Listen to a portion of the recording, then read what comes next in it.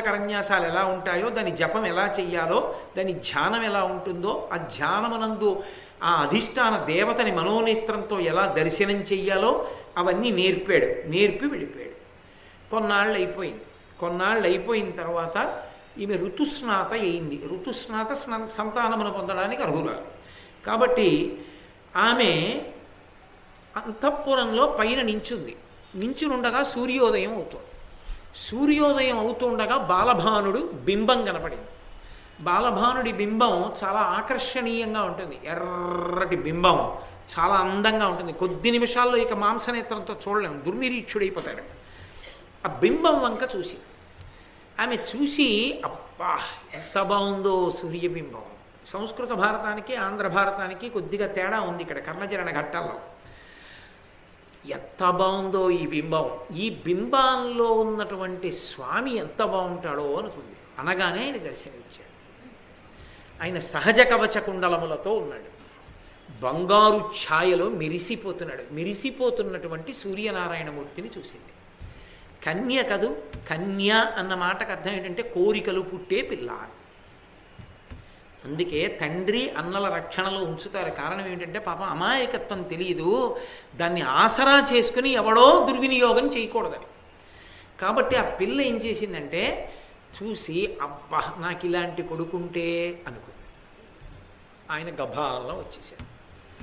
పైగా ఏం చేసింది, దుర్వాసో మహర్షి మంత్రం ఇచ్చారుగా అని మనస్సులో అనుకుని ఇలాంటి కొడుకుంటే అనుకుని నాకు మహర్షి మంత్రం ఇచ్చి నువ్వు ఎవరిని పిలిస్తే వాళ్ళు వచ్చి నీ కోరిక తీరుస్తాడు అన్నాడు కదా, మంత్రం పనిచేస్తోందా చూడాలనుకుంది.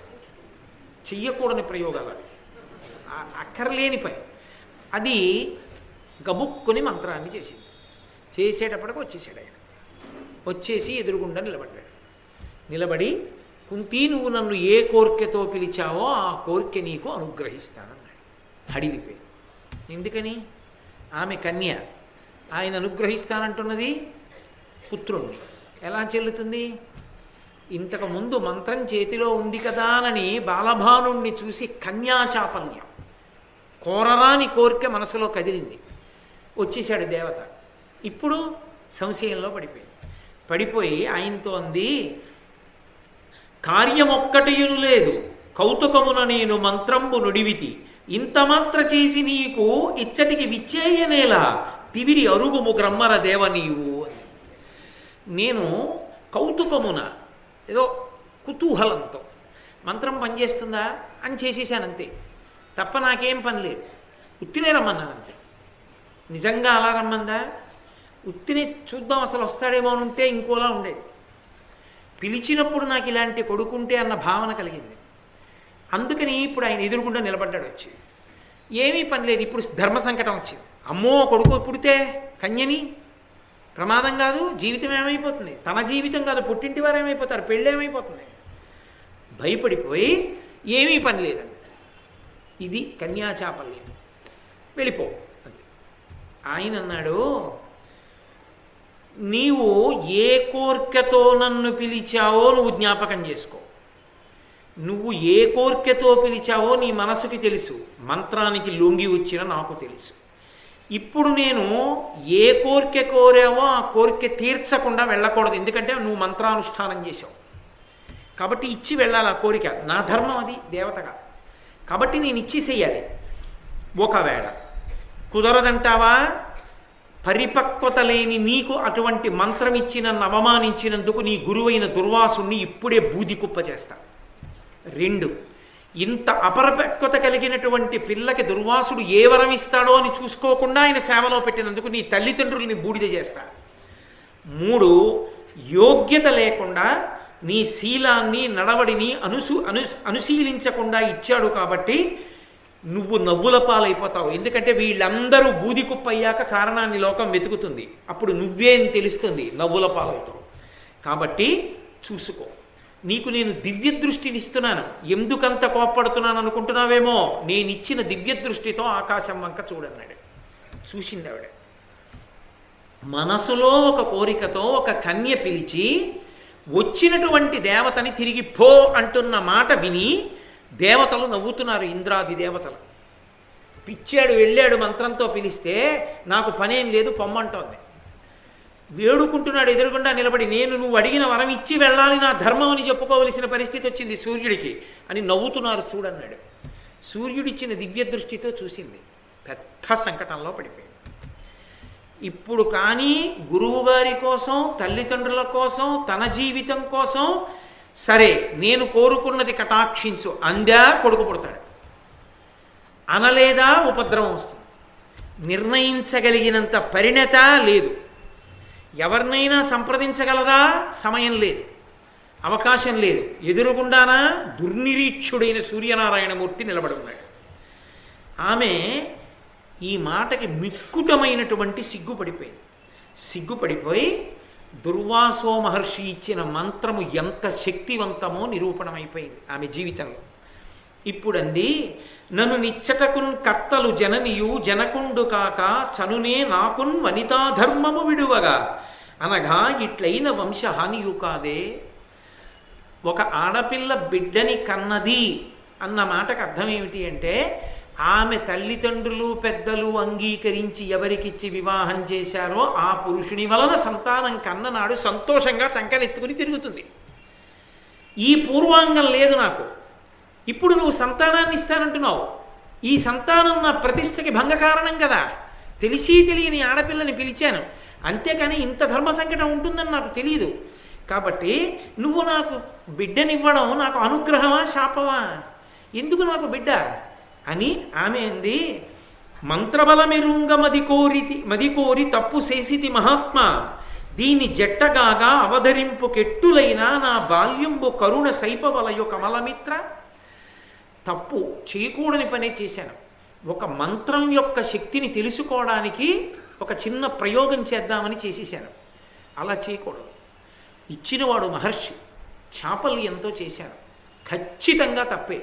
కాబట్టి నేను క్షమార్పణ వేడుకుంటున్నాను, నన్ను క్షమించు, నిన్ను పిలిచినందుకు క్షమించి నువ్వు వెళ్ళిపో, నాకు సంతానం వద్దు, నన్ను అనుగ్రహించు అంది. అని ఆయనతో ముదముదలిర్ప బంధుజనముల్ గురువర్గము కూడి రూఢి నొప్పిదముగ ధర్మ మార్గమున పెండిలిసేయగ పిమ్మటన్ సమున్ మదరసకేళి లీలకు క్రమంబునగాక కులంబు శీలమున్ మొదలి వధూజనంబులకు వచ్చున ఇమ్మెయి వెట్క సల్పగన్. లోకంలో ఆడపిల్లకి సంతానం కలగడానికి యోగ్యమైన శృంగార కేళి ఎప్పుడు అర్హత కలుగుతుంది అంటే, పెద్దలైనటువంటి వారు ఆమె ఏ పురుషుని పక్కన కూర్చోవాలో విచారణ చెయ్యాలి. ఆమె ఈయన పక్కకి చేరవచ్చు అని నిర్ణయం చెయ్యవలసిన వాళ్ళు పెద్దలు. వాళ్ళ నిర్ణయం లేకుండా చేరిపోతే ఖచ్చితంగా అది జీవితంలో ఇడుగులు చూపించి తీరుతుంది, కష్టాలిచ్చి తీరుతుంది అది. కాబట్టి నా తండ్రి, నా తల్లి, నా పెద్దలు నిర్ణయం చేసిన తరువాత నేను ఒక పురుషుని పక్కకి చేరి అతనితో అప్పుడు శృంగారకేళి జరపాలి. అది ధర్మశాస్త్రం. దాని వలన బిడ్డల్ని కనాలి తప్ప నా తల్లి, నా తండ్రి, నా బంధువులు నిర్ణయించకుండానే నేనే స్వతంత్రంగా నిన్ను పిలిచి సంతానం కన్నవంటే నిన్ను నేను పతిగా పొందినట్టు. అప్పుడు దాని యందు శృంగారకేళి అంతర్భాగం అయిపోయింది. అప్పుడు నేను ఇంకొకరికి ఎలా భార్యనవుతాను? నా కన్యాత్వం పోయిందిగా, నేను కన్యని కాను. కన్యని కాని దానిని వేరొక పురుషుణ్ణి చేపడితే ఆయన్ని మోసం చేసినట్టు. ధర్మాత్ముడైతే పసిగట్టేస్తాడు, తన తపోబలం చేత శపిస్తాడు. పైగా అసలు నాకు చెల్లదు, ఇక కుదరదు. కాబట్టి లోకంలో నేను వివాహత్పూర్వ శృంగారానికి పాల్పడినట్టు. ఈ దేశంలో పలికి మాలిన వాళ్ళు దాన్ని సమర్థించచ్చేమో, కానీ ఈ దేశంలో శాస్త్రాలు ఖండించి చెప్పే వివాహత్పూర్వ శృంగారము అత్యంత ప్రమాదం. ఎవరికి అంటే ఆడపిల్లకే, మగపిల్లవాడికి కాదు. ఎందుకో తెలుసా? వాడు ఒడ్డున పడిపోతాడు, వాడు వెళ్ళిపోతాడు, వాడి సొమ్మేం పోయింది. ఆడపిల్ల జీవితం అలా గట్టెక్కదు, అత్యంత ప్రమాదకరము. అందుకే తండ్రి అన్నలు యొక్క పర్యవేక్షణలో ఉంచారు. కన్యాచాపల్యము ప్రమాదము తీసుకురాకూడదు తప్ప ఆమె స్వాతంత్రాన్ని ఏదో తగ్గించేసి పాడు చేసేసి ఆమె చేతకానిదానిగా నిలబెట్టాలని కానే కాదు. ఆమెని రక్షించాలని, ఆమె ప్రయోజకురాలు కావాలని. ఒక్కసారి భర్త అధీనంలోకి వెళ్ళిపోయిన తర్వాత కన్నెత్తి చూసేవాడు ఉండడు ఆమె ఇల్లాలైపోయాక. అప్పటి వరకు ఆమెని రెక్కల కింద పెట్టుకుని చూసుకుంటారు కుటుంబంలో. అందుకే వివాహపూర్వ శృంగారం ప్రమాదం. నువ్వు బిడ్డనిస్తానంటున్నావు. బిడ్డ జనించడం అన్నది ఎప్పుడు జరుగుతుంది? బిడ్డ నాకున్నాడు అన్న మాటకు అర్థం ఏమిటి? వివాహత్పూర్వ శృంగారం ఉందనా కాదా గుర్తు? వివాహత్పూర్వ శృంగారము శాస్త్రబద్ధము కావాలి. ఎప్పుడు శాస్త్రబద్ధము? పెద్దలు నిర్ణయించిన పురుషుడి పక్కన కూర్చుంటేనే. పెద్దలు నిర్ణయించని పురుషుడి పక్కన కూర్చోవడం ధర్మశాస్త్రోల్లంఘనమే. కాబట్టి దానికి పరిహారం ఉంటుంది, ఖచ్చితంగా ఉంటాయి ఇబ్బందులు, దానికి తగిన కష్టాలు వచ్చి తీరుతాయి, భరించవలసిందే అప్పుడు ఇంకా. కాబట్టి నేను అలా చెయ్యకూడదు కదా. కన్యాశృంగారం ఎలా కుదురుతుంది? ఎంత ధర్మం మాట్లాడుతోందో చూడండి. ఇప్పుడు ఇది చాపల్యం కలగక ముందు ఉండాలి. ఆడపిల్లకి బాల్య చాపల్యం అని ఎలా అంటామో, కన్యా అన్న మాటకున్న అర్థాల్లో అదొకటి. కోరికలు ఇబ్బడి ముబ్బడిగా ఉంటాయి. అవి తెలిసి తెలియనితనం చేత, శాస్త్రం తెలియకపోవడం చేత. అందుకని రక్షించేవాళ్ళు ఉండాలి. అందుకుని రక్షకత్వం పెడతారు పక్కన. తల్లి, అక్కలు, చెల్లెళ్ళు, అన్నలు, తమ్ముళ్ళు ఆమెని కాపు కాసుకుంటుంటారు. ఆమె అమాయకత్వం చేత ఆమె బలైపోకూడదని. కాబట్టి వివాహపూర్వ శృంగారం ఎలా కుదురుతుంది? బిడ్డడు పక్కనుంటే నేను 3 లోకములలో అందగత్తెని కావచ్చు. ఇంతకు ముందు కుంతిభోజుడు ఏం చెప్పాడో అవన్నీ పోతాయి ఒక్క పని వల్ల. ఇన్ని నశించిపోతాయి, లోకం అంగీకరించరు దాన్ని. కాబట్టి నేను వద్దంటున్నాను. ఇది ఎలా చెల్లుతుంది? నువ్వు ధర్మాత్ముడివి, నీకు తెలియని ధర్మమే ఉంది, అందుకని నాకొద్దు అని ఆమె అంటే, సూర్యనారాయణమూర్తి ఒకలా ఆలోచించారు. ఆయన అన్నారు, నా ధర్మం నాకు పోకూడదు, నీ ధర్మం నీకు పోకూడదు. నీ యొక్క కోరిక ఏమిటి? వివాహపూర్వ శృంగారము ఉండకూడదని. నా ధర్మం ఏమిటి? మంత్రం పెట్టి పిలిచావు కాబట్టి నేను నువ్వు కోరుకున్న కోరిక తీర్చకుండా వెళ్ళకూడదు. కాబట్టి నేను సంతానం ఇవ్వాలి, నువ్వు వివాహపూర్వం శృంగారం అనుభవించావన్న విషయం లోకానికి తెలియకూడదు. అంతే కదా. నువ్వు అన్న మాటలోనే నీ మనసులోని కోరిక మళ్ళీ వ్యక్తమైందన్నాడు. అందుకని నీ కన్యాత్వం పోదు, వరం ఇస్తున్నాను, నువ్వు కన్యగానే ఉంటావు. దేవతలు సంతానాన్ని ఇచ్చేటప్పుడు సంస్కృత భారతంలో నాభీస్పర్శ చేశాడంతే ఆయన. ఎందుకంటే నాభీ సంబంధం కదా బిడ్డ, అందుకని బొడ్డుని ముట్టుకున్నాడంతే. దేవతలు సంకల్పం చేత కూడా అనుగ్రహిస్తారు. కాబట్టి నేను సంతానాన్ని ఇచ్చి వెళ్ళిపోతున్నాను అని, నువ్వు గర్భిణి అవుతున్నావు, నా తేజస్సుతో కుమారుడు జన్మిస్తున్నాడని అనుగ్రహించి వెళ్ళిపోయాడు. వెళ్ళిపోయిన కారణం చేత గర్భవతి అయింది. కానీ ఆమె లోకానికి మాత్రం గర్భవతి అని తెలియదు. ఎందుకని? ఆమె తలోదరిగానే ఉంటుంది. తలోదరి అంటే లోపలికి వెళ్ళిన కడుపుతో ఉంటుంది. గర్భం ధరిస్తే గర్భం ముందుకు వస్తుంది.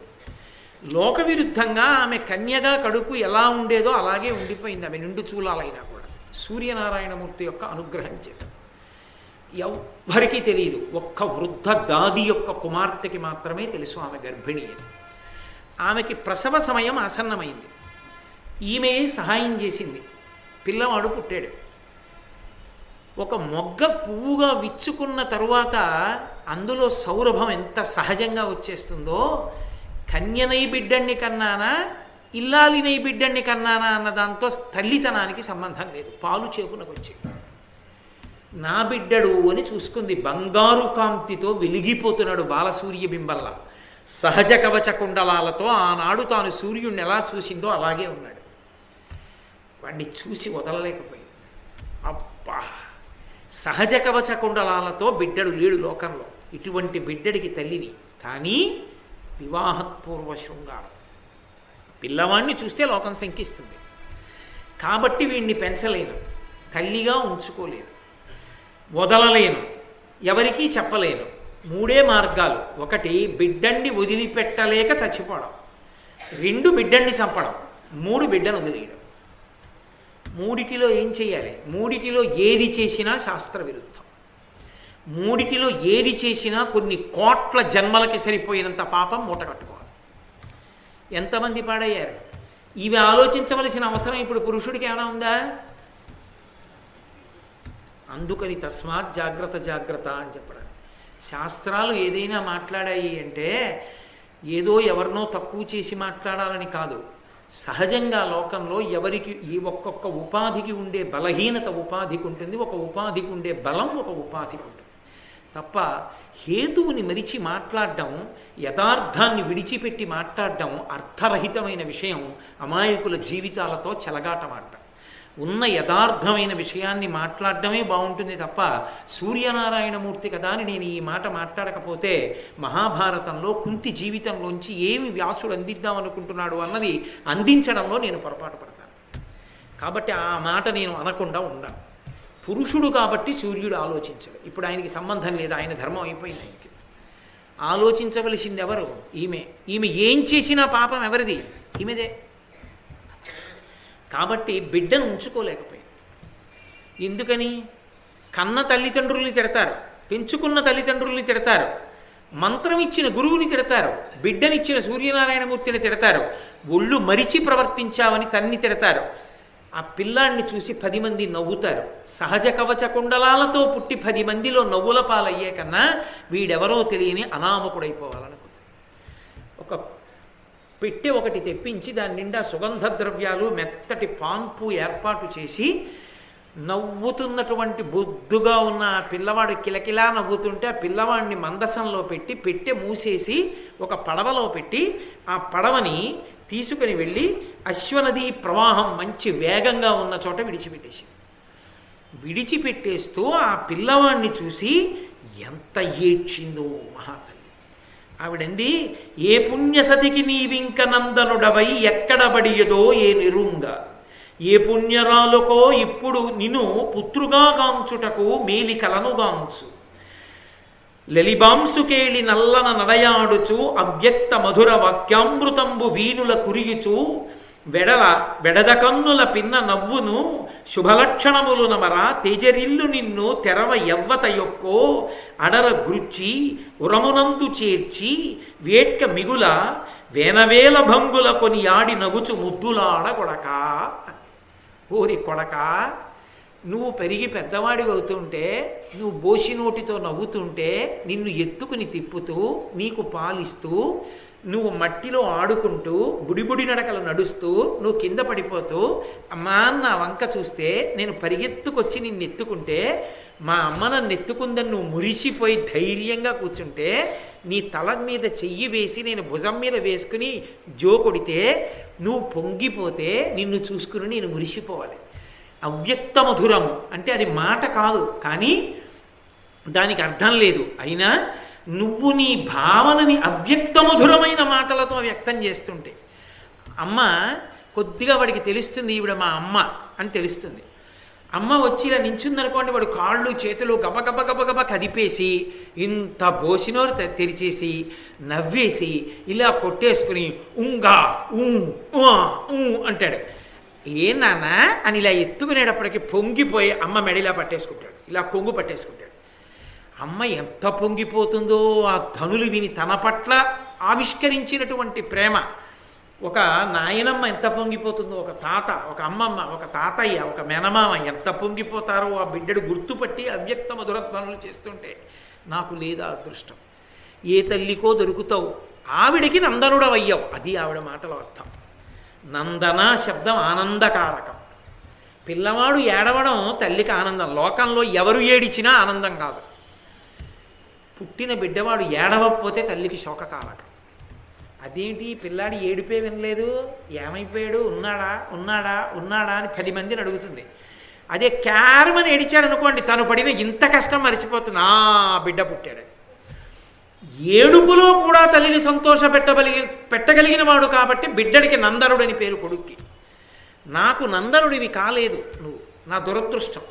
మంత్రశక్తితో సూర్యనారాయణుని వలన పొందాను, కానీ నాకు శోకమునకు కారకం అయ్యావు. ఎవరికో నందనుడివి కాబోతున్నావు, ఏ రా కొడక అందావిడ. ఏమిరా నా దురదృష్టం, నీది కాదు తప్పు నాది. ఎలా నిన్ను పొందాలో అలా పొందలేదు. ఇది ధర్మరాజు గారు భీముడు అర్జునుడి విషయంలో అన్వయం కాలేదు. ఎందుకని భర్త అనుమతితో పొందింది దేవతల వలన సంతానం కాబట్టి వాళ్ళు తన కొడుకులు అని చెప్పింది. చెప్పలేకపోయింది నా కొడుకు అని చెప్పలేకపోయింది 10 మందిలో. కనుక ఇనుడరచేతమాటుబడుటెన్నడు గల్గునే నిన్ను నెమ్మినే గనియదగాక ఇంకా కొంత ఒక కాలమునకుందైనందనూజ నీ వినుత శరీరభావమును వీనుల సన్మణి కుండలంబులున్ ఘనతర వజ్రవర్మము ప్రకాశతనొందకయుండనీర్చునే. ఎక్కడో చిన్న కొడిగడుతున్న దీపం మిణుకు మిణుకుమన్నట్టుగా ఓ మాట అంది. కొడకా లోకంలో తప్పిపోయిన బిడ్డని తల్లిదండ్రులు పోల్చుకోవడంలో కష్టపడతారేమో, కానీ నిన్ను మాత్రం నేను ఏదో ఒక రోజున తప్పకుండా గుర్తుపట్టి సంతోషాన్ని పొందుతాను. ఎలా గుర్తుపడతానంటావా? నీకు సహజ కవచ కుండలాలు ఉన్నాయి. ఈ సహజ కవచ కుండలాలున్న వాడివి ఈ పృథివీ మండలం మొత్తం మీద నువ్వే. కాబట్టి నువ్వు గొప్ప పరాక్రమవంతుడవుతావు, ఎందరో వీరుల్ని తెగటారుస్తావు, నిన్ను చూసి ఎందరో స్త్రీలు మోహిస్తారు. అప్పుడు ఆయన ఎవరు అన్నప్పుడు నువ్వు ఏ పేరుతో ఉన్నా ఆయనకి సహజ కవచ కుండలాలు ఉన్నాయిట అన్ననాడు నిన్ను చూసుకుని మురిసిపోతాడు. కాబట్టి నువ్వు నా కొడుకు అని గుర్తుపట్టడానికి నాకు ఇబ్బంది లేదు. అరిచేతిని అడ్డుపెట్టి సూర్యకాంతిని ఆపగలరా?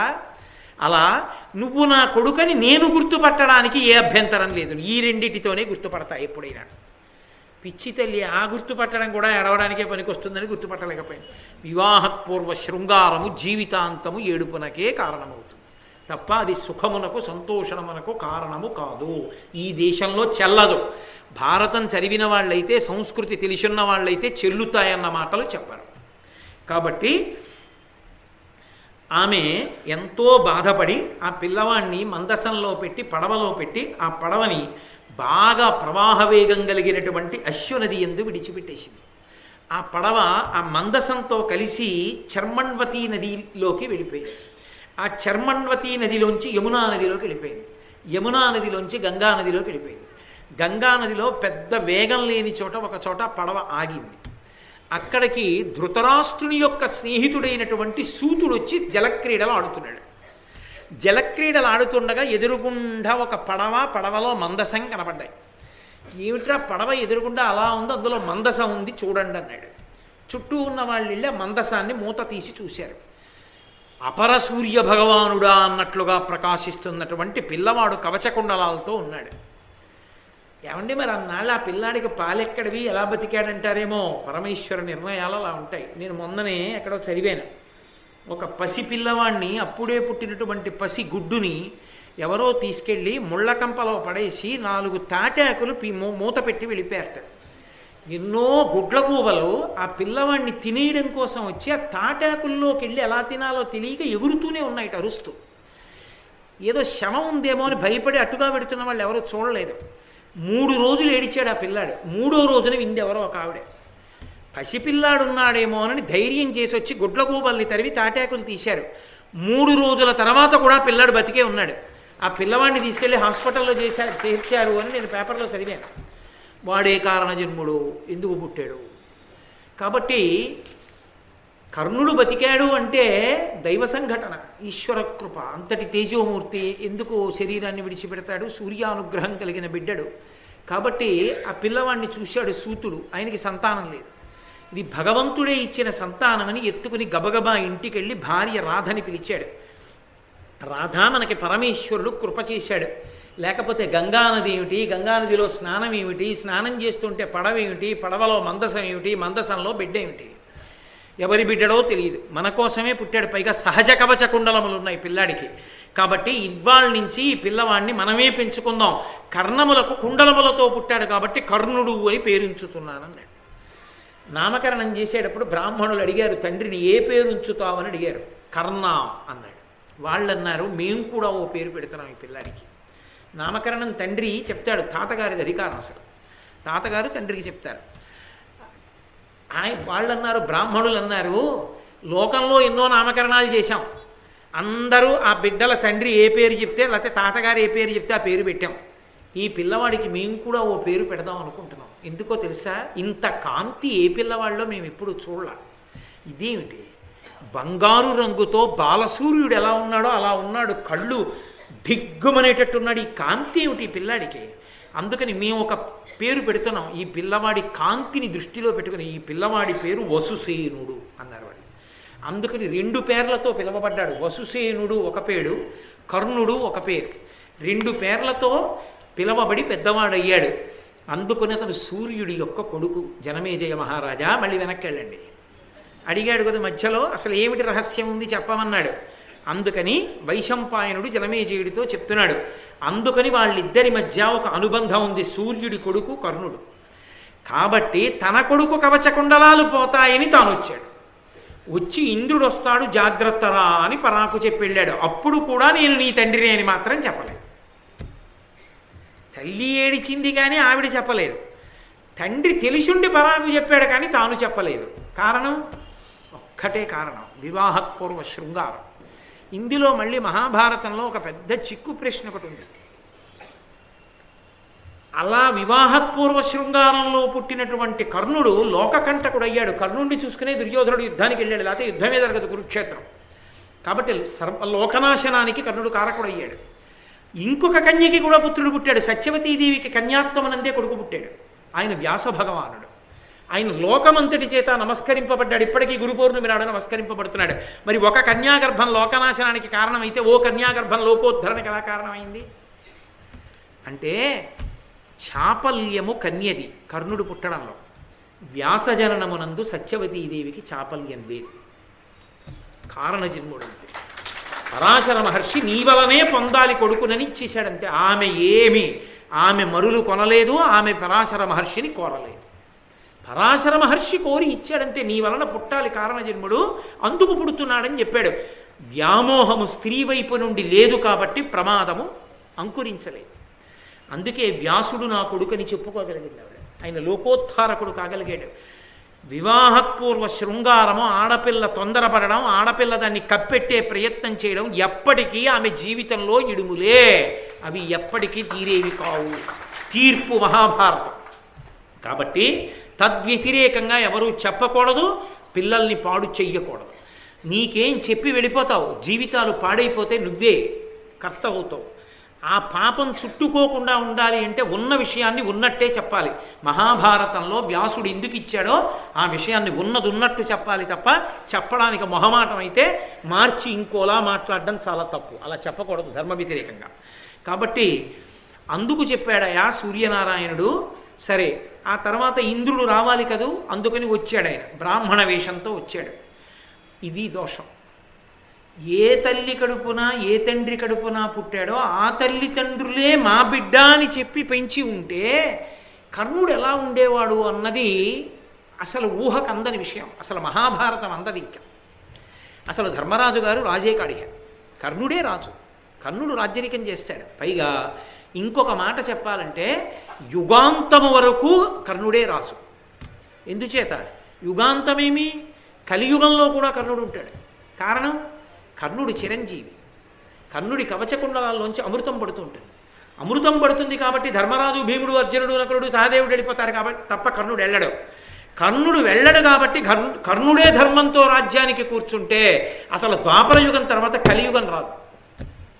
కర్ణుడు చిరంజీవి కాబట్టి కర్ణుడి కవచకుండలాలు పోవాలి. ఎందుకు పోవాలో తెలుసా? ఇంద్రుడు వచ్చి తీసుకెళ్ళడం బ్రాహ్మణ వేషంలో. ఏమంటే అంత ఇంద్రుడు ఎంత కొడుకైతే మాత్రం అర్జునుడు బ్రాహ్మణ వేషంలో వచ్చి కవచకుండలాలు అడిగి తీసేసుకోవడం ఏమిటంటే చాలా తప్పు కదా అనిపిస్తుంది. కానీ మీరు ఇంకొక కోణంలో చూడండి. అమృతం స్రవిస్తూ ఉంటుంది కాబట్టి చచ్చిపోడు, కానీ ఓడిపోతాడు. ఖచ్చితంగా అర్జునుడి చేతిలో ఓడిపోతాడు. ఎందుకంటే అస్త్ర సంపద అంతా అర్జునుడిది. అస్త్ర సంపద అర్జునుడిది కాబట్టి అర్జునుడి చేతిలో కర్ణుడు ఓడిపోతాడు. చిత్రసేనుడి చేతిలోనే ఓడిపోయిన వాడు అర్జునుడి చేతిలో ఓడిపోతాడు. ఓడిపోయిన నాడు కర్ణుడు ఎదురుగుండానే దుర్యోధన, దుశ్శాసనాదులను తెగటార్చేస్తారు పాండవులు. భీష్మ, ద్రోణ, అశ్వత్థామ చిరంజీవి, భీష్మ, ద్రోణాది ప్రముఖులందరూ వెళ్ళిపోతారు. వెళ్ళిపోయిన తర్వాత కర్ణుడు మిగిలిపోతాడు. తనని నమ్ముకున్న మిత్రుడు సర్వాన్ని కోల్పోయి తొడలు విరిగిపోయి చచ్చిపోయాడు. తను చిరంజీవిగా ఏడుస్తూ మిగిలిపోవడం తప్ప మరణిస్తే సుఖిస్తాడు, బతికిపోతే ఏడుస్తాడు చిరంజీవిగా. చిరంజీవిగా ఏడవడమా, చచ్చిపోయి వీరస్వర్గానికి పోవడమా నిర్ణయించిన వాడు ఇంద్రుడు. బతికి ప్రయోజనం లేదు, తీసేస్తున్నాను కవచకుండలాలను. కారణం ఏమిటి? అధర్మ పక్షానికి వెళ్ళిపోయాడు, దుర్యోధనుడి పక్షానికి వెళ్ళిపోయాడు. రాదు రాచరికం. తప్పెక్కడుంది? మూలం కుంతీదేవి యొక్క వివాహపూర్వ శృంగారంలో ఉంది. అందుకే అమృతాన్ని స్రవించే కవచకుండలాలున్నా ఇంద్రుడు తీసేయవలసి వచ్చింది. అధర్మపక్షాన్ని చేరాడు కాబట్టి. తీసేస్తే తప్ప అతను ప్రశాంతంగా చచ్చిపోడు. అతను చచ్చిపోకుండా చిరంజీవిగా ఉంటే ఏడుస్తూనే బతకాలి. అశ్వత్థామ ఎలా ఉగ్రమూర్తిగా బతుకుతున్నాడో ఇప్పటికీ, అలాగే ఆయన ఏడుస్తూ బతకాలి. నన్ను నమ్ముకుని వెళ్ళాడు, నేను రక్షించలేదు, ప్రతిజ్ఞ చేసి ఆ అర్జునుడిని చంపుతానని. చంపలేకపోయాను, ప్రతిజ్ఞాభంగం అయిపోయింది. తను చావలేడు, అమృతం స్రవిస్తూ ఉంటుంది, అలా ఉండాలి. సావడం కోసం తన కవచకుండలాలు తానే డుళ్ళిచ్చి తీసి అవతల పారేసి చచ్చిపోవాలి. ఆ పరిస్థితి రాకుండా తీసేశాడు ఇంద్రుడు. ఇప్పుడు చెప్పండి, ఇంద్రుడు ఉపకారం చేశాడా అపకారం చేశాడా? అది మహాభారతం. ఒక్క కోణంలో చూడకూడదు, అనేక కోణాల్లో చూడాలి భారతాన్ని. కాబట్టి ఇప్పుడు ఇంద్రుడు వచ్చాడు. ఆ రావణంలో కర్ణుడి శీలం తెలుస్తుంది. ధర్మం పక్కన లేకుండా అధర్మం పక్కన చేరడంలో ఆయన యొక్క వ్యవహార శైలిలో ఎన్ని తడబాట్లుంటాయో తెలుస్తుంది. వచ్చి ఎదురుగుండా నిలబడ్డాడు బ్రాహ్మణుడు. ఆయన ఏం అడగలేదు, భిక్షాందేహి అన్నాడు. అనగానే వెంటనే ఈయనే మాట్లాడాడు. గొడుగో జన్నిజమో కమండలయో నాకును ముంజియో దండమో అని బ్రహ్మచారి అంటాడు. ఈయన మాత్రం ఎన్నో ఇచ్చేస్తానంటాడు బలిచక్రవర్తి పోతన గారి భాగవతంలో. అలా ఈయనన్నాడు, అలస విలాస లాలస రసాంబితలైన నితంబ నీజనుల్వలసిన భూరి విస్ఫురిత వస్తు సమగ్రములైన గ్రామముల్వలసిన ఉల్లసన్మణి సువర్ణ విభూషణ గో ధనావళుల్వలసిన కోరిమిచ్చత ధ్రువంబుగ నావుడు అతడిట్లను. కర్ణుడి దగ్గరికి వచ్చి నిలబడినంత మాత్రం చేత భిక్షాందేహి అంటే వచ్చిన బ్రాహ్మణుడితో అన్నాడు, ఏం కావాలి? అపారమైన సౌందర్యరాశులైన ఆడపిల్లలు కావాలా? గొప్ప ఐశ్వర్య సమృద్ధితో ఉన్నటువంటి గ్రామాలు కావాలా? మంచి భూషణములతో అలంకరింపబడినటువంటి గోవుల యొక్క సమూహములు కావాలా? ఏం కావాలి చెప్పు, నీకు ఇచ్చేస్తానన్నాడు. ఇంద్రుడు అన్నాడు బ్రాహ్మణ రూపంలో ఉండి, విను, ఇవి ఎవ్వియును నాకు అభీష్టము కావుదు. నీదు కుండలములు నీ వినుత కవచంబు ఇచ్చిన కొనియద నీ మోపుదేని గుణరత్ననిధి. వెంటనే ఇంద్రుడు అన్నాడు బ్రాహ్మణ రూపంలో ఉండి, ఇవన్నీ నాకు అక్కర్లేదయా, నువ్వు నిజంగా ఇస్తానంటే చెప్పు, నీ కుండలాలు కావాలి, నీ కవచం కావాలి, ఆ రెండూ తీసి నాకు ఇచ్చేసి అంటే. వెంటనే ఆయన అన్నాడు, నువ్వెవరో నేను గుర్తుపట్టాను, బ్రాహ్మణ రూపంలో వస్తావు అని నాకు తెలుసు. అంటే ఇంద్రుడే చెప్పాడు, నాకు తెలుసు. సూర్యుడు వచ్చి చెప్పాడు నీకు, నేను వస్తున్నాను బ్రాహ్మణ రూపంలో అని చెప్పాడు. అందుకని నేను బ్రాహ్మణ రూపంలోనే వచ్చాను. నీకు కావలసినదేదో అడుగు అన్నావు, నేను అడుగుతున్నాను. కాబట్టి నేను ఇమ్మన్నది నువ్వు ఇయ్యి అంటే. ఇంద్రుణ్ణి గుర్తుపట్టి కర్ణుడు అన్నాడు, ఎరిగితి నిన్ను నేను విభుధేంద్రుడ నీవు జగత్రయంబు గ్రచ్చన భవదీయ రక్షణమునంద వెలుంగుచునుండు అట్టి నిన్నురవుగ నేను వేడుకొన యుక్తుడుగాక మొరంగి నన్ను అక్కరపడి నీవు వేడుటిది కజ్జమే నిర్జితద ఇచ్చ చెప్పుమా. ఏమయ్యా, నువ్వు ఇంద్రుడివి, స్వర్గలోక పరిపాలకుడివి, నేను మనుష్యుణ్ణి. నేనొచ్చి నీ దగ్గర చెయ్యి చాపి అడగాలి తప్ప, నువ్వు ఎందరో దైత్యుల్ని రాక్షస సంహారం చేసిన వాడివి, అటువంటి వాడివి నిన్ను వచ్చి నా దగ్గర చెయ్యి చాపి బ్రాహ్మణ వేషంలో అడగడం ఏమిటయా? నువ్వెవరో నాకు తెలియదు అనుకుంటున్నావా? నువ్వు ఇంద్రుడివి అన్నాడు. నాకు తెలుసులే, బ్రాహ్మణ వేషంలో వస్తానని సూర్యుడు చెప్పాడు నీకు అని ఆయన అన్నాడు. సరే, ఇంతకీ ఏం కావాలి? చెయ్యి చాపావుగా, భిక్షాందేహి అన్నావుగా, ఏం కావాలి చెప్పిస్తానన్నాడు. నీ కవచకుండలాలు ఇచ్చేయి అన్నాడు. కవచకుండలాలు ఇచ్చేసేయి అన్నప్పుడు వెంటనే కర్ణుడు, సరే నువ్వు వస్తావు, నువ్వు ఏదడిగినా నేను ఇచ్చేస్తాను, శక్తిని అడగమని సూర్యుడు చెప్పాడు, అది కూడా నీకు తెలిసి ఉండాలిగా, కాబట్టి శక్తిని అడుగుతాను, శక్తిని నాకి, కవచకుండలాలు నువ్వు పుచ్చుకో అంటే ఒకలా ఉండేది. ఆయన అలా అనలేదు. ఆయన అన్నాడు, నువ్వు బ్రాహ్మణుడివి కదా, నీకెందుకయ్యా ఇవన్నీ, నీకు నేను అబ్బో కావలసిన నీ అగ్రహారాలు ఇస్తాను, మణిమాణిక్యాలు ఇస్తాను, వస్త్రభూషణాదులు ఇస్తాను తప్ప ఇవన్నీ ఎందుకన్నాడు. నాకు అవి కుదరదాయా, నాకు కవచకుండలాలే కావాలి. సరే తీసుకొచ్చాడు, ఆసనంలో కూర్చోపెట్టాడు, అర్ఘ్యపాద్యాదులు ఇచ్చాడు, పూజ చేశాడు, పొగిడాడు, ఎన్నో సేవలు చేశాడు, ప్రీతి పొందుతాడేమో అని. ఏమైనా మనసు మార్చుకున్నావా? ఏమీ లేదు, కవచకుండలాలు. అంగరాజ్యం అంతా నీకు ఇచ్చేస్తాను, తీసేసుకో, నాకు రాజ్యం వద్దు. మనసు మార్చుకున్నావా అన్నాడు. ఏమీ వద్దు, నాకు కవచకుండలాలు. కర్ణుడు నేను అడగగానే బ్రాహ్మణుడికి ఏదైనా ఇచ్చేస్తాను, ఇంద్రుడైనా సరే భిక్షాందేహి అంటే ఇచ్చేస్తానన్న మాట నిజమైతే, అంగరాజ్యం ఇస్తాను, ఆవుల్ని ఇస్తాను, భూషణాలు ఇస్తాను, వస్త్రాలు ఇస్తాను, అగ్రహారాలు ఇస్తాను, ఎందుకు ఇచ్చేయచ్చుగా? అంటే చెప్పినంత తేలిగ్గా ఏమి ఇవ్వడాయన. అక్కడ చెప్పింది ఒకటి, ఇచ్చేటప్పుడు ఒకటి. ఏమైనా ఎక్కడైనా నేను కొంచెం ఏమార్చగలనా అని విశ్వ ప్రయత్నం చేశాడు. కుదరదో అని తెగేసి ఇంద్రుడు చెప్పాడు, భిక్షాందేహి అని నేను వచ్చినప్పుడు ఇస్తానన్నావు ఈ అంతే. అంటే ఆ కర్ణుడు అప్పుడు అన్నాడు, అలగు నిశాత శస్త్రమున అంగములెల్ ఆయన ఇచ్చేద శక్తి నీకు, నువ్వు నాకు శక్తిని ఇచ్చేస్తాను కవచకుండలాలు, అలాగే ఇస్తాను. ఆయన ఏమనుకుంటున్నాడు కర్ణుడు, శక్తిని అడుగుతాను, ఆ శక్తిని ఇస్తాడు, ఆ శక్తిని ప్రయోగిస్తే శత్రువుని చంపి మళ్ళీ వెనక్కి వచ్చి తన దగ్గరికి వస్తుంది కదా, కాబట్టి ఎన్ని మాటలైనా ప్రయోగించవచ్చు అనుకున్నాడు. అది బేరం అసలు. శక్తిని ఇస్తాను, నువ్వు నాకు కవచకుండాలు ఇస్తావా అన్నాడు. ఇది బేరమా దానమా? బేరం. దానం ఎందుకైంది? అది ఇదం నవమా ధారబోసేస్తే దానం. నేను అన్నాను కదా, పంచెలు చాపిస్తాను అందిస్తారా అంటే సెకండ్ హ్యాండ్ అమ్మకం, కానీ అది దానం ఎందుకైంది? శక్తిని ఇస్తావా? కవచకుండలాలు ఇస్తాను శక్తిని, అయితే ఇచ్చేస్తున్నాను కవచకుండలాన్ని. ఆయన అన్నాడు, శక్తిని ఇస్తాను ఎలాగో తెలుసా, శాశ్వతంగా కాదు, ఒక్కరి మీద ఒక్కసారే పనిచేస్తుంది అలా. ఇది ముందే ఊహించాడు సూర్యుడు, ఇచ్చాకే ఇయ్యి అన్నాడు. ఆయన మాట ఇచ్చాడని ఇచ్చేశాను అన్నాడు. ఒక్క మాట ఒక్కరి మీదే పనిచేస్తుంది, అలా ఇస్తానన్నాడు. చాలా సంతోషపడిపోయాడు. కవచకుండలాలు లేకపోతేనే ఒకసారి ఇస్తే కొట్టి తీరుతుంది, ఎవరి మీద వేసినా పడిపోతాడు. కాబట్టి అర్జునుడి మీద వేసేస్తాను, అర్జునుడు చచ్చిపోతాడు, చాలుగా, కవచకుండలాలు పోతేనే అనుకున్నాడు. ఇచ్చి చాలు, ఒక్క మాట చాలు అన్నాడు. ఎక్కడ అధర్మం ఉందో అక్కడ పరమేశ్వరుడు ఏమార్చగలడు. ప్రతిరోజు యుద్ధానికి వెళ్ళేవాడు. వెళ్ళేటప్పుడు రోజు చుట్టూ చేరి చెప్పేవారు, ఏమయ్యా బాబు నీ చేతిలో శక్తి ఉంది కదా, అది కృష్ణుడి మీద కానీ అర్జునుడి మీద కనివి, పోనీ నీకు అర్జునుడు కనబడకపోతే కృష్ణుడి మీది, కృష్ణుడు పడిపోయినా చాలు, ఇక యుద్ధం జరగదు, వేసేయి అనేవారు. ఇవాళ బాగా జ్ఞాపకం పెట్టుకుంటాను, వేసేస్తాననేవాడు. అట్నుంచి తిరిగి వచ్చి అబ్బా మర్చిపోయాననేవాడు. ఈయన శక్తిని అడుగుతాడని పరమేశ్వరుడికి తెలియదండి. ఇంతమందిని సృష్టించిన వాడికి వీడు ఎలా ఉంటాడో తెలీదు. ఈయన అడుగుతాడని ఈయన కోసం ముందే పుట్టించాడు ఘటోత్కచుడిని. ఆయన ఒకరోజు రాత్రి ఘటోత్కచుడు చేసిన యుద్ధానికి దుర్యోధనుడు హడిలిపోయాడు. అసలు బతికుండి రేపు యుద్ధం చేస్తేను మనం, నీ దగ్గర ఉన్న శక్తి వీడి మీద బారాయన్నాడు. ఆ శక్తి తీసుకెళ్లి ఘటోత్కచుడి మీద వేశారు. ఒకసారిగా పనికొస్తుంది, మర్నాడు అర్జునుడు కొట్టేశాడు. రోజు ఎదురుగుండా శత్రువు కనపడినా వేయలేదు. ఇంకా విచిత్రం ఏమిటో తెలుసా, అర్జునుడికో ప్రతిజ్ఞ ఉంది.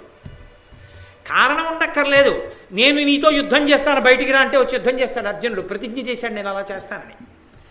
కాబట్టి ఇక్కడ శక్తి పుచ్చుకుని రథం ఎక్కి అర్జునుడు ఇంటికి వెళ్ళిపోయి, అర్జున రా యుద్ధం చేద్దామని శక్తి వేస్తే అయిపోయింది, కురుక్షేత్రం మనకు అక్కర్లేదు. అదే విచిత్రం, శక్తి పుచ్చుకున్న దగ్గర నుంచి ఘటోత్కచుడి మీద వేసే వరకు అర్జునుడిని చూసినప్పుడు ఎప్పుడూ గుర్తురాలేదు. అది ధియో యోన ప్రచోదయాత్. సమస్యకి పరిష్కారం ఇక్కడే ఉంటుంది. ఇక్కడ ఉన్నది స్ఫురణకి రావాలంటే భగవంతుడు అనుగ్రహం ఉండాలి. అందుకే పూజ ఎంత చేశావు కాదు, పూజకి ఫలితం ఏమడుగుతారంటే లఘుగాయత్రిలో ప్రచోదనం అడుగుతారు బుద్ధిని. అందుకే కాత్యాయనాయ విద్మహే కన్యకుమారి ధీమహి తన్న దుర్గి ప్రచోదయాత్. ఓ దుర్గా, నా బుద్ధిని ప్రచోదనం చేయి. బుద్ధి ప్రచోదనం, బుద్ధి ప్రచోదనం, బుద్ధి ప్రచోదనం అదే అడుగుతారు. ఆ బుద్ధే సమస్యలకి విరుగుడు కూడా ఇవ్వగలదు. అక్కడ పడిపోయాడు కర్ణుడు. కాబట్టి ఇటు కవచకుండలాలు పోయాయి, అటు శక్తి పోయింది, ఆఖరికి పడిపోయాడు.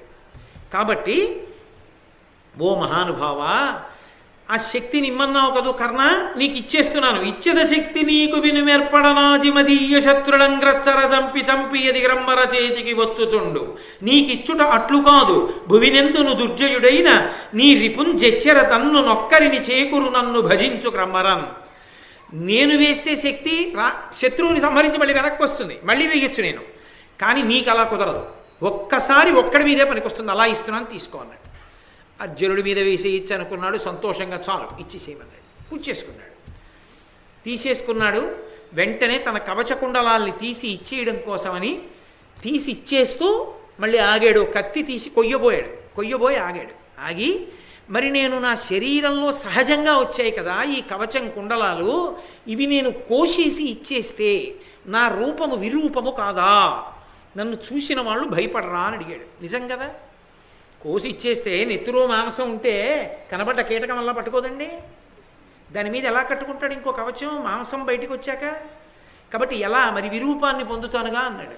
అంటే ఇంద్రుడు అన్నాడు, బాలసూర్యుని కాంతి వంటితో నీ దేహం కప్పబడిపోతుంది. ఇప్పుడే నువ్వు కోసి ఇచ్చేయగానే అక్కడ ఏమీ వెలితి ఉండదు, మళ్ళీ బాలసూర్యుని వంటి కాంతితో కూడిన చర్మంతో కప్పేస్తుంది శరీరాన్ని, కాబట్టి ఇచ్చేసేయి అన్నాడు. అనగానే అమృతాన్ని స్రవించే లక్షణం ఉన్నవి. కవచం అయితే ఇంకోటి కట్టుకుంటాడు. అటువంటి దాన్ని చురకత్తినొక దాన్ని, బలమైన దాన్ని తీసి తన శరీరంలో గుచ్చి కోసేస్తున్నాడు. కోసేస్తుంటే ఎంత బేరమాడాడనివ్వండి, ఎంత కాదననివ్వండి, ఒక్కటి మాత్రం సత్యం, ఇవ్వను అని కూడా మొండికేసేయచ్చు. కానీ ఏ బుద్ధి ప్రచోదనమో నాకు తెలియదు, కానీ ఏ దేవతలు ఆయనకి ఆ బుద్ధి పుట్టించారో, ఎందుకు నేను దానం చేసి తీరుతానన్నాడో, ఎందుకంత పెంకితనం చేశాడో తెలియదు, కానీ నిజంగా అలా కోసి ఇవ్వడం మాత్రం అనితర సాధ్యం. లోకంలో ఎవరు చెయ్యగలిగిన పని కాదు. అంత అద్భుతమైనటువంటి పని చేసేశాడు కర్ణుడు. ఆ కత్తి తీసుకొని అలఘు నిశాత శస్త్రమున సంగములెల్లను నిర్వికారుడై ఒలవతొడంగినట్టియుడా హోయని కిన్నెర యక్ష సిద్ధ సాధ్యులు దివినండి ఆర్చుచును దూర్యరవంబు సెలంగా అద్భుతం బెలయగా పుష్పవృష్టి కురియించిరి కర్ణునిపై ప్రియంబునన్. ఆయన బాగా పొడవైన బలమైన కత్తి తీసుకుని శరీరంలోకి దింపేసి ఆ కవచాన్ని కోసేసి పైకి డుళ్ళించి తీసేస్తుంటే, నెత్తురు కారిపోతుంటే పైనుంచి సిద్ధ యక్ష సంఘములన్నీ కూడా చూసి, అబ్బా అంత తేలికేం కాదు చెప్పినంత అన్నానని, కేవలం శక్తి ఆయుధాన్ని ఒకసారి ప్రయోగించడానికి ఏదైనా కావచ్చు కాక మాటకి కట్టుబడ్డాడు. బేరమాడాడో ఏం చేశాడో పక్కన పెట్టండి, కాసేపు అది పక్కన పెట్టేస్తే ఆ కోసి ఇచ్చేయడం మాత్రం అద్భుతం. ఇటువంటి వాడిక పుట్టడని పైనుంచి పుష్పవృష్టి కరిపించి హాహాకారం చేస్తూ తెల్లబోయారట అందరూ కూడా. అలా సిద్ధ సంఘములు, యక్ష సంఘములు, కిన్నెర సంఘములు, సాధ్యులు దివి నిండి అరుస్తున్నారట. ఆర్చుచు పెద్ద పెద్ద అరుపులు అరుస్తుండగా మనసున శంకలేక, నేను అయ్యో ఇంత బాధపడుతున్నానన్న భావన లేకుండా మాటకి కట్టుబడుతున్నానన్న సంతోషంతో కోసేశాడు. కోసేసి కవచకుండలాల్ని రెండిటినీ తీసి ఇంద్రుడి యొక్క చేతిలో పెట్టేశాడు. ఆ పెట్టేయడమే ఆయన యొక్క మృత్యువుకి కారణమైంది. అది మృత్యువుకి కారణమైంది. ఒక రకంగా చెప్పాలంటే సుఖంగా ఆయన జీవితం పరిసమాప్తం అయిపోవడానికి కారణమైంది. ఎందుకని అంటే ఆయననే కుంతీదేవి వచ్చి అడిగింది ఒకప్పుడు, నేను నీ తల్లినిరా, నిన్ను కన్నదాన్ని నేనే, పాండవులలో భిక్ష పెట్టమని అడిగింది. తల్లిని అని అడగడం కాదు, నేను భిక్ష పెట్టు అని అడిగింది. ఒక ఆడది అడిగింది, వరం ఇచ్చేసాడంతే. ఒక్క అర్జునుణ్ణి తప్ప మిగిలిన పాండవుల జోలికి వెళ్ళనన్నాడు. నిజంగా ఇన్ని వరాలు ఇచ్చేసిన వాడు కురుక్షేత్ర సంగ్రామంలో ఏం నిలబడతాడు? కుంతి అడగలేదు వరాన్ని, ఒక స్త్రీ అని ఇచ్చేసాడంతే. తల్లి అని తెలిసి ఇవ్వలేదు. కాబట్టి ఏ తల్లి ఆయన్ని కందో ఆ తల్లే అతన్ని చచ్చిపోరా అని పరోక్షంగా అడగవలసి వచ్చింది. కారణం వివాహపూర్వ శృంగారం. అది కొడుకుని కొడుకుగా కాపాడుకోలేకపోయింది. అది ఎంత ప్రమాదమో, అది ఒక వ్యక్తితో పోదు, లోకానికే ఎంత ఉపద్రవానికి వెళ్ళిపోయిందో. ఇది ఇక్కడితో పోలేదు. ఆఖరిన అందరూ చచ్చిపోయాక కృష్ణుడు కూర్చున్నాడు, ధర్మరాజు కూర్చున్నాడు, ధృతరాష్ట్రుడు కూర్చున్నాడు. చచ్చిపోయిన వాళ్ళ పేర్లన్నీ చదువుతున్నారు ఒక్కొక్కటి. ఒక్కొక్క పేరు చెప్తే ధర్మరాజు లేచి నా పక్షం వాడని నువ్వులు నీళ్లు వదిలేవాడు. ఒక పేరు చెప్తే దుర్యోధనుడు లేచి ధృతరాష్ట్రుడు లేచి నా పక్షం వాడని నువ్వులు నీళ్లు వదిలేవారు. కుంతీదేవి అక్కడే కూర్చుని వింటోంది. కర్ణుడు అన్నారు, నా పక్షం వాడు కాడన్నాడు ధృతరాష్ట్రుడు. ఎందుకని అంటే తన బంధువు కాడు, కొడుకుని ఆశ్రయించిన సూతుడు కాబట్టి నా బంధువు కాడు, నేను విడిచిపెట్టను నువ్వులు నీళ్ళు అన్నాడు. ధర్మరాజు అన్నాడు, నా బంధువు కాడు, నేను విడిచిపెట్టను. నువ్వులు నీళ్ళకి నోచుకోవాలి, తర్పణ లేదు. తట్టుకోలేకపోయింది కుంతీదేవి. అప్పుడు చెప్పింది లేచి, వాడు నా కొడుకురా, పెద్ద కొడుకు ధర్మరాజా, నీ అన్నగారు విడిచిపెట్టాడు. ఘోర్న ఏడిచాడు. అన్నయ్యని చంపించేశావు కదమ్మా, రాజ్యం ఏలవలసిన వాడు పక్కన చేతులు కట్టుకు నిలబడుతున్నాడు. ఎంత పని చేశావమ్మా, చంపేసే వరకు చెప్పలేదు. ఆడదాని నోట నువ్వు గింజనానినంతసేపు నిజము దాగకుండుగాక అన్నాడు. ఇంత కష్టపడింది, ఏం సాధించుకుంది? ఇంత కష్టపడింది ఏ బిడ్డల కోసం కష్టపడిందో ఆ బిడ్డల్లోనే పెద్దవాడు ధర్మాత్ముడు శపించాడు తల్లిని. ఒక్క వివాహపూర్వ శృంగారం అన్న కళంకానికి జీవితం అంతా ఏడుస్తూనే ఉంది కుంతీదేవి. అంతటి మహాతల్లి, కానీ ఆమె జీవితంలో అది ఒక మాయని మచ్చగా మిగిలిపోయింది. అందుకే తస్మాత్ జాగ్రత్త జాగ్రత్త. ఆ జోలి వెళ్ళవద్దు, ప్రమాదకరము, దాన్ని నిర్ణయించడానికి పెద్దలు ఉన్నారు, పెద్దలు నిర్ణయం చేస్తారు తప్ప అన్నగారు పెళ్లి చేసుకోడు, చెల్లెలు పెళ్లి చేసి చేసుకుంటానంటాడు అంతే తప్ప ఆడపిల్ల స్వతంత్రించి నేను పూర్తి చెయ్యక్కర్లేదు వాక్యాన్ని మీరు అర్థం చేసుకోగలరు. కాబట్టి మహాభారతం అంత పరమ పవిత్రమైనటువంటి సందేశాన్ని ఇస్తోంది. దాని చేత మహానుభావుడైనటువంటి కర్ణుడు తుట్టతుదన సహజ కవచ కుండలములని తీసి ఇచ్చేసి యశోవిరాజితుడయ్యాడు. పుష్పవృష్టి కురిసింది పైనుంచి, ధర్మరాజు గారి బెంగ తీరిపోయింది. అమ్మయ్యా, కర్ణుడి యొక్క కవచ కుండలాలు పోయాయి. కాబట్టి ఇప్పుడు కురుక్షేత్ర సంగ్రామంలో నిలబడలేడు మా అర్జునుడి ముందు, ఇప్పుడు మాకు రాజ్యము హస్తగతమవుతుందని ధైర్యపడ్డాడు. ఎక్కడ ధర్మం ఉందో దానికి అనుకూలంగా పరమేశ్వరుడు తీర్పు చెప్పాడు. ఇన్ని విషయాలతో కూడుకున్నటువంటి గంభీరమైనటువంటి ఈ ఘట్టాన్ని ఆరణ్య పర్వం చివరలో చెప్పారు ఎర్రాప్రగడ వ్యాసుల వారి హృదయాన్ని అందుకుని. ఆరణ్య పర్వం చాలా విశేషమైన పర్వం. ఎందుచేత అంటే కోరి కోరి వింటారు ఆరణ్య పర్వాన్ని. కారణమేమి అంటే ఒక్క ఆరణ్య పర్వాన్ని విన్నట్టయితే మొట్టమొదట దాని యొక్క శక్తి ఏమిటి అంటే ధర్మము యొక్క శక్తి ప్రకాశిస్తుంది. రెండవది ఏమిటి అంటే పరమతేజోమూర్తులైనటువంటి నిత్యాగ్నిహోత్రీకులైన కొన్ని వేల మంది బ్రాహ్మణులు ఎప్పుడూ ధర్మరాజు గారి పక్కన ఉన్నారు. బ్రాహ్మణ సేవ, బ్రాహ్మణ పూజ, తీర్థయాత్ర, మార్కండేయ మహర్షి దర్శనము, రోమశ మహర్షి దర్శనము, కృష్ణ దర్శనము, ఇవన్నీ కూడా ధర్మరాజు గారికి రాబోయే కాలంలో కురుక్షేత్రంలో పెట్టని కోటలై కాపాడాయి. అంతమంది ఆశీర్వచనాన్ని పొందాడు. ఆరణ్య పర్వంలోనే మహాపతివ్రతలైనటువంటి సీతమ్మ తల్లి, దమయంతి, సావిత్రి, బ్రాహ్మణి, ఆ తరువాత ద్రౌపదీదేవి, వీళ్ళ యొక్క కథలు నడిచేయి, వాళ్ళ యొక్క గొప్పతనాలు ప్రకాశించేయి. ఆరణ్య పర్వము, ఆరణ్యకము అంటే ఏమిటో నేను మీతో చెప్పాను. ఉపనిషత్ గురువు శిష్యుడికి బోధించేది. ఆరణ్య పర్వమునందంతా కూడా గురువులు శిష్యులకు గొప్ప గొప్ప కథలు చెప్పి ధర్మమునందు ఊంచుకునేటట్టు చేశారు. కాబట్టి దాన్ని సంస్కృత భాగవతం వనపర్వం అని పిలిస్తే దీన్ని ఆరణ్య పర్వం అని పిలిచారు. ఎందుకని అంటే ఇందులో ఉపనిషద్ రహస్యాలున్నాయి. బ్రాహ్మణుల వలన ధర్మరాజు తెలుసుకున్నాడు, గురువుల వలన తెలుసుకున్నాడు. అంత గొప్ప పర్వమని, సమస్త ప్రయోజనములను తీర్చగలదని, ఎటువంటి ప్రమాదాన్ని తప్పించగలదని ఆరణ్య పర్వాన్ని తప్పకుండా వింటారు. ఒక దేవాలయంలో ఆరణ్య పర్వం ప్రవచనం కానీ జరిగితే మీరు నమ్మండి, ఆ దేవాలయం యొక్క తేజస్సు కొన్ని రెట్లు పెరిగిపోతుంది ఆరణ్య పర్వం చెప్తే. అంత గొప్ప పర్వం ఆరణ్య పర్వం. అటువంటి ఆరణ్య పర్వాన్ని రేపటి రోజు ఉపన్యాసంతో పూర్తి చేస్తాను. యక్ష ప్రశ్నలతో రేపటితో ఆరణ్య పర్వం పూర్తయిపోతుంది. మన అదృష్ట విశేషం ఏమి అంటే రేపటి రోజున బహుశः ఆరణ్య పర్వ ప్రవచనానికి ప్రీతి పొందాడో ఏమో అయ్యప్ప స్వామి.